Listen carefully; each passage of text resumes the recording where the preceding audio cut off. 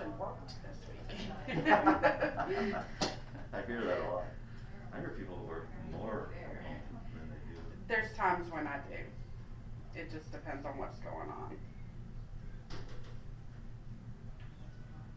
I had to really work on my time management in the beginning because I would just sit there and work for 14 hours a day. Wow. It's like, no, I need to have a life too. Yeah, I think.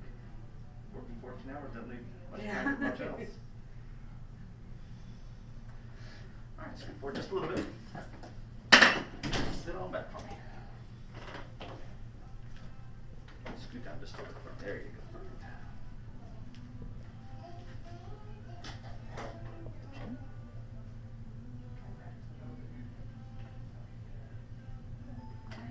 Perfect. Alright, come on over here.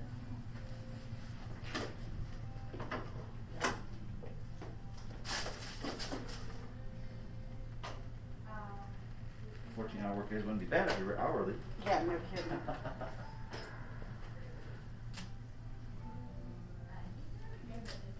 I work with so many people on different time zones that it was just, you know, I'd go and get started and never stopped. That's a short rule.